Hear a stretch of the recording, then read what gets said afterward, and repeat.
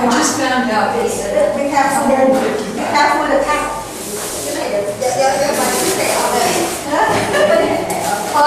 Only if a person can do it. If you cannot do, okay. Hi there, good to have you back. Okay. Oh, by the way, Rob, I looked up those numbers. You asked about how many percentage of Christians in the U.S. I was surprised. Here's what it is.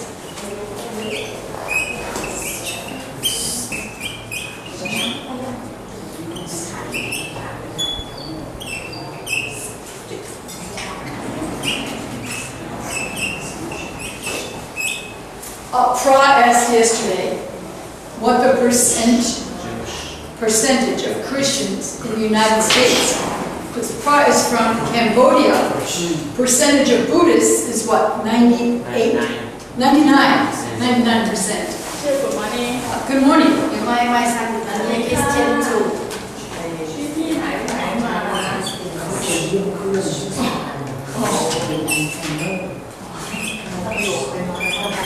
Don't write this down, class. This is just because I told Pra I'd look it up.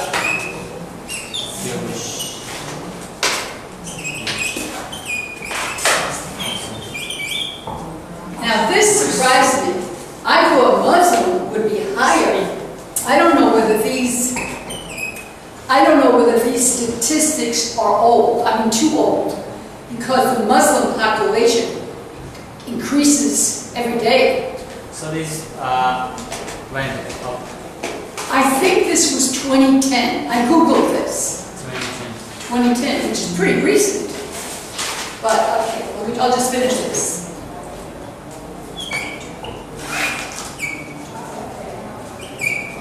2010. Pardon? 2010. Yeah.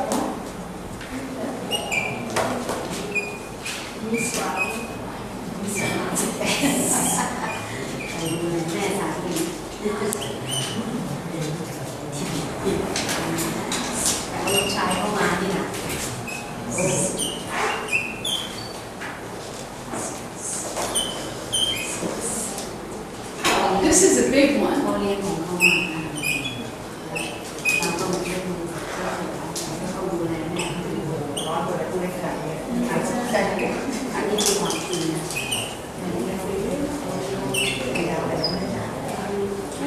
Okay, I think, Prof, we're combining two sentences into a complex sentence. If you and I hear well, we'll go over that. But I just want to finish this because I told Prague we'll look this up. This is big, unaffiliated 16.1, no religion. But also, this is very high. But many of these people were born Christian. Nothing to do with the religion, you know what I mean? So if you ask them, what are you? They'll say Christian. But a big percentage of these people are what they say, non-practicing.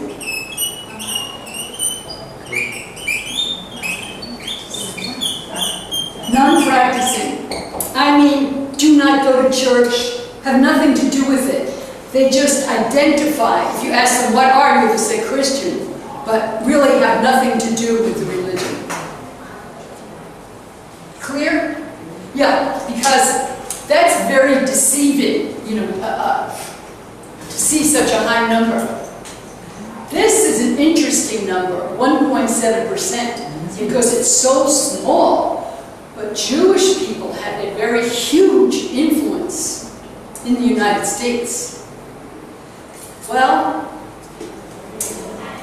the two countries that the United States gives the most money to are Egypt and Israel.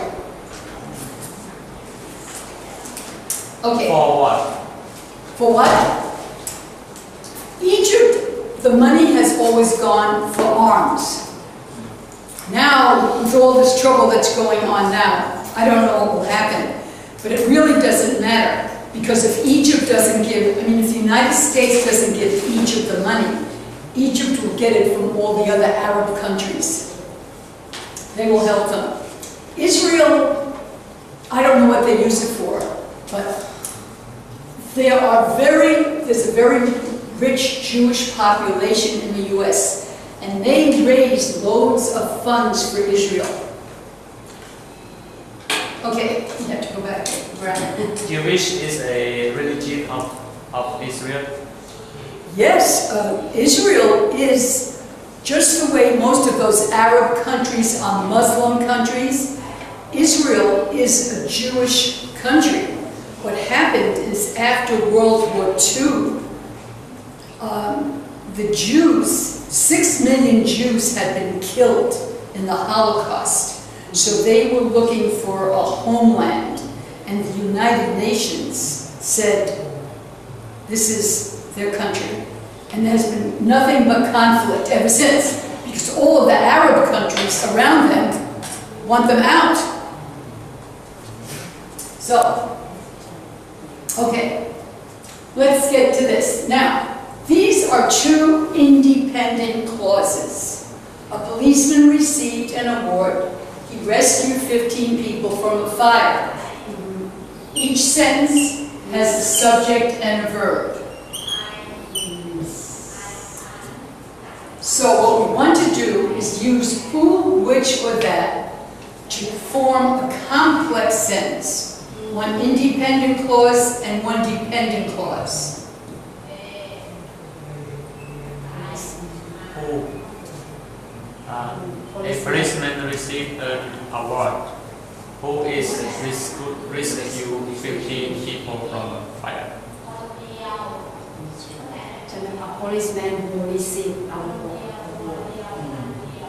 Policeman who received an A policeman who rescued 15 from a fire received an award. Yes, that's good. That's good. Okay, so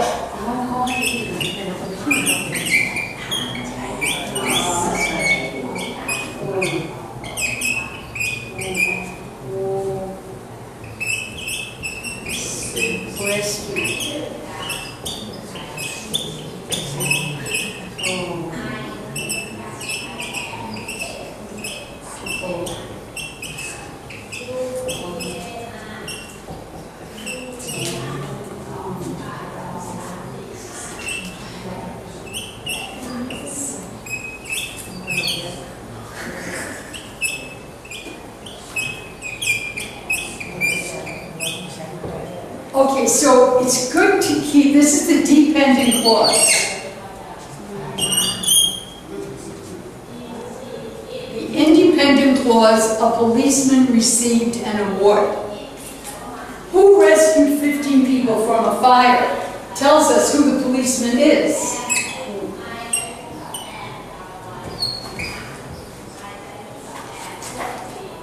Okay, what we're saying here is when you go over your writing, and you see two simple sentences. A policeman received an award. He rescued 15 people from a fire. That's correct English, but this sentence is a much better sentence.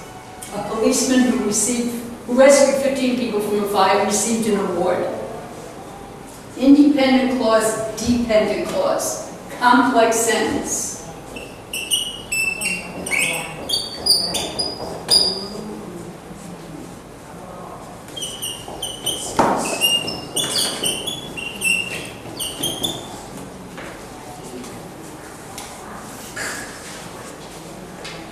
Any question? No. Dee, do you get it a little bit? Yes. Okay, as long as you get it a little bit, we'll just do one each day. Prom? Now, somebody could say, could you say a policeman who received an award rescued 15 people from a fire? Yes, you can. But this makes more sense to put it this way, because it's saying that the man, we know this way, that the man, because he rescued 15 people from a fire, he received an award.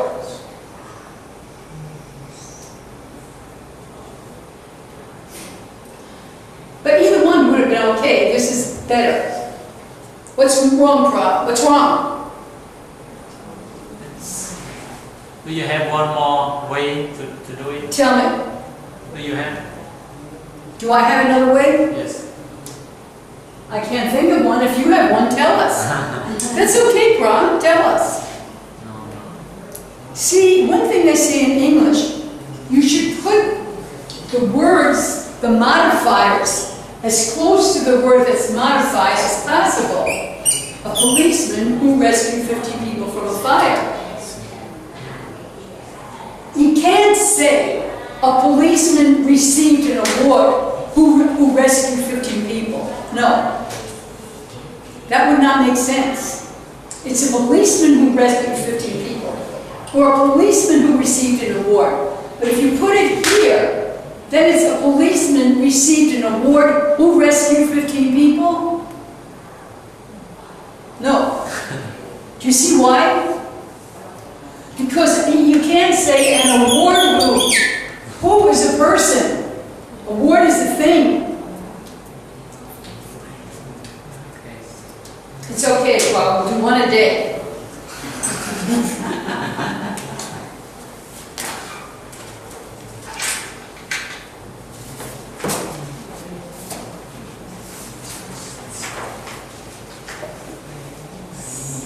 Okay, please open to page 10. Okay, sorry. I believe we finished. Yeah, we finished all the words. We checked all those words. Okay, we're going to page 13. 13.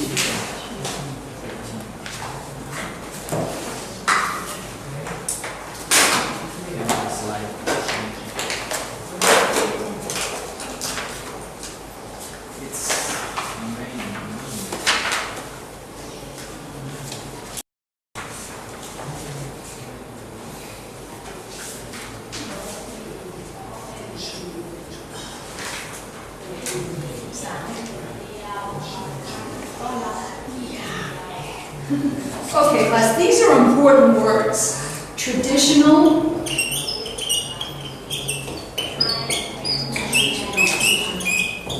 and non-traditional.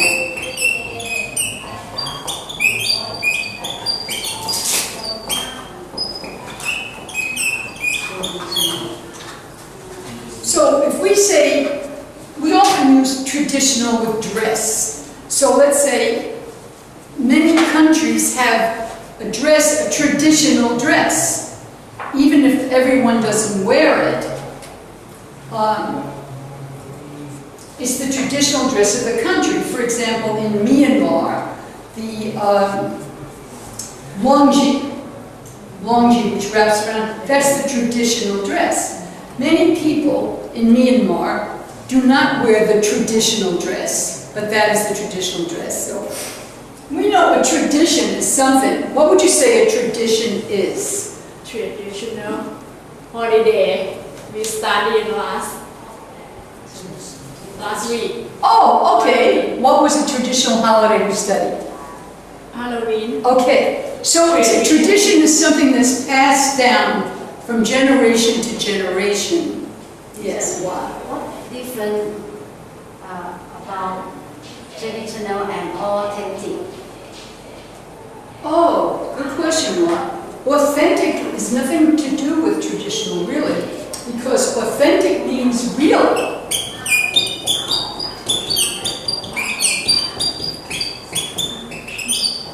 I heard authentic Thai food.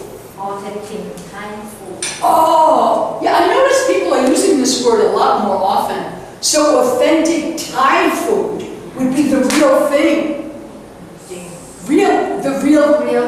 The real thing, yeah. You know, we have many Thai restaurants in the States. And a Thai person might go into one of those places and say, this is not authentic. Why? Did you eat some Thai food in the United States? Yeah. Was it authentic? No. No, come on. Right. From Vietnamese and Filipina. Oh, Filipino? Yeah, Vietnamese cook Thai food. Oh, yeah, yeah. So did you get any authentic Thai food in the States? No. Oh, very interesting. Okay. All right, now, again,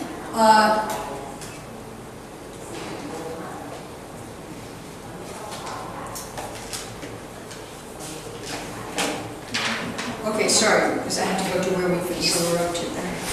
Okay. Now, again, unfortunately, we can only get a book, which this is addressed to foreign students who are living in the United States, learning English as a second language. So here on page 13, it says campus life is changing. And they mean campus life in the United States.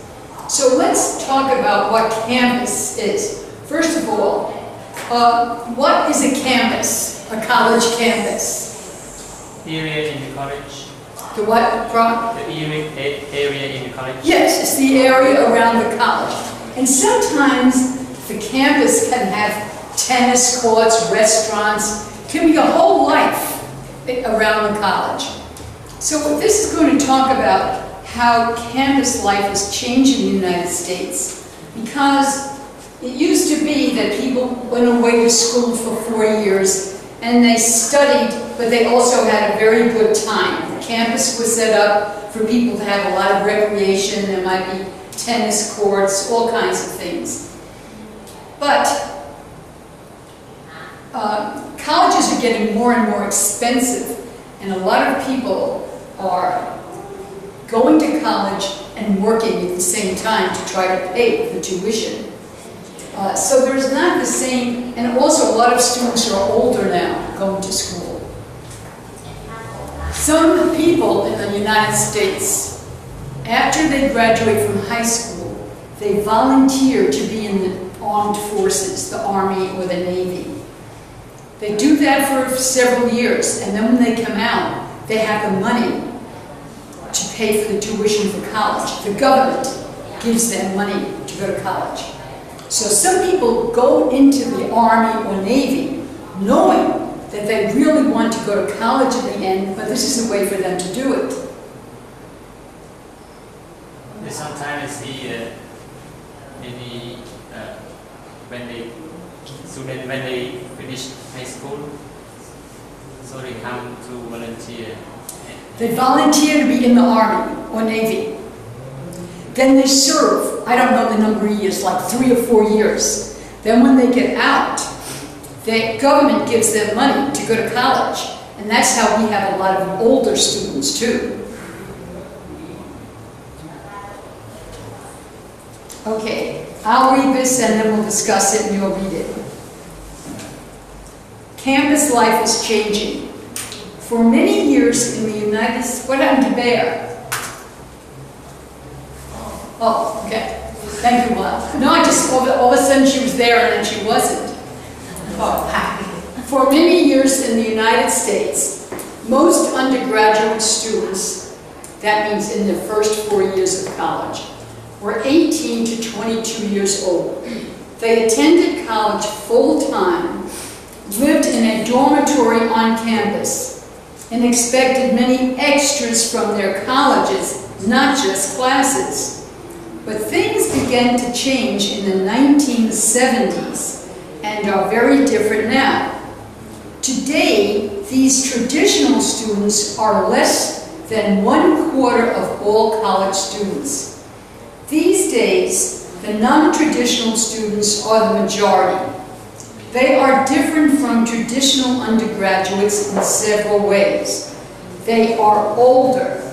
Many attend college part-time because they have families and jobs. Most live off campus, not in dorms.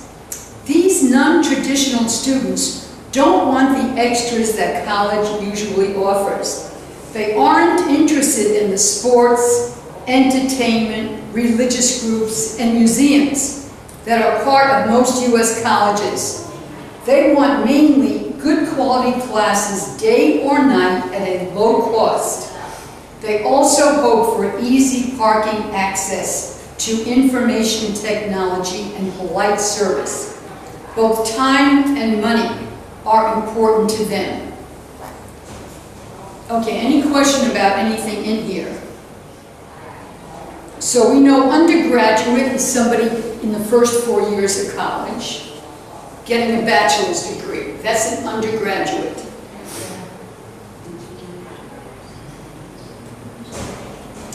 So they're saying only about a quarter of all college students live on campus. A dormitory, you know, is a place where students sleep overnight.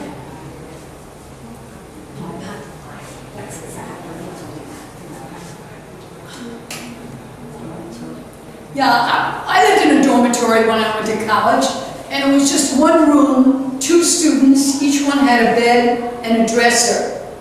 And I think we shared a closet, I can't remember. Now, though, sometimes in expensive schools, dormitories are like they live in apartments. Sometimes 4 live in an apartment. Yeah, much more, a lot of luxurious. So here they say they are interested in sports, entertainment, religious. Yeah, because here's the thing, Paul. A lot of people now, say you have a man, it could be you're a woman too, joins the army after high school. Maybe eventually gets married. Now comes back home or goes to a place where there's a college, and he's working part-time, or she, trying to take care of her family and go to school. They don't want to go to football games. You know, they just want to get their classes done and get out of college, get a degree so they can get a job. That's what they're saying. So when we go to live in a campus, they will we should do sports, entertainment, religious groups. No, if you're one of these students who live in the dorm and you live on the campus, then you probably get involved in what they call college life. But if you live off campus, a lot of students live off campus because it's cheaper. Say 3 guys will get a room together, you know, rent a room. Or 3 gals will rent a room, cheaper than paying for the dorm. Everything is so expensive now, people have to look for cheaper ways to do things. But also, as I said, a lot of students are married. And if you're married, you can't be, you know, you don't want to say, oh, let's go to the football game. And they say on campus, they expected many extras from their college. Okay, yeah, extras would be people who want to say, we'll go to the football game, we'll go to the college dance. You know, do all the fun stuff. But you have to have time to do the fun stuff. And you have to have enough money. So some students do, but a lot of them don't. So when we live in the dorm in the United States, it will pay more than to rent a house. I can't say that whole thing. It's like, say, Bangkok. Do they have dormitories with the colleges in Bangkok? Yes. Oh, they do? Okay. Do you know whether they're expensive? Yes. Yes? Free. Does your son live in a dorm? Yes. Oh, then you know. แพงไหมไอ้ที่ ธรรมศาสตร์ไม่แพงนะ อ๋อถ้าของรัฐจะไม่แพงแต่ว่าของเอกชนมันแพง government government is cheaper than private school. Oh, sure, right. Yeah, like I went to a state university, which is like a government school. So it would be, some private, some dorm. So you can't say generally, it depends on where you live, too, but a few guys or a few gals will get together and look for a cheap rental. You know, they're not looking for luxury. Maybe they can get, maybe not a house, maybe rent a room. You know, rent a room? Okay. cheaper than Could be cheaper than, oh yeah, you would know what, cheaper than dorm. Yeah. Okay. teacher. Yes. Ask you because I don't understand why the United States most undergrad student. Again, bro? Because why the United States most undergrad students. Oh, undergraduate prod is the first 4 years till you get a bachelor's degree. After you get a bachelor's degree, the next degree is a master's degree. So most people who are living on campus are undergraduates. First year, second year, third year, fourth year. Most colleges in the U.S. are 4 years.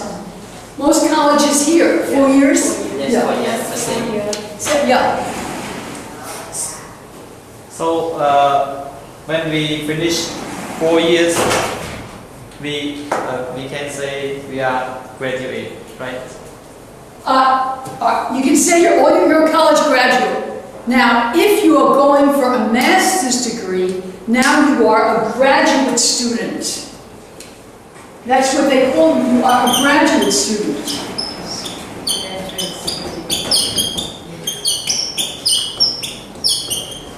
A graduate student is usually going for an MA or a PhD. So when we finish all PhD, how could we say when we finish? Now you can call yourself a doctor. Doctor. Now, you know, if you have a PhD, you can have a PhD in Thai, in the Thai language. And some people call themselves, you know, Dr. somebody, because they have a PhD. Yeah. Doctor. Some people do. Graduate. No, I want to say that when they just finish, so maybe now I'm studying doctor, right? When I finish, how could I say the name of All you say is, I've got a PhD. PhD? I have a PhD. Some people put it after their names, like Jack Smith. PhD. So mean you don't study anymore? No, unless you want to. You can also get a law degree. You can get a medical degree. Some people do. It still have more? Well, a law degree, you become an attorney, a lawyer. 3 more years after college. 3 years. So what is the higher S? PhD is the highest academic degree. But some people go to law school for 3 years to become an attorney. Or people go to medical school to become not a PhD, an MD. Why? Yes. Does your son have MD? Yes. Okay, medical doctor. This is the longest study to be a doctor, the most number of years.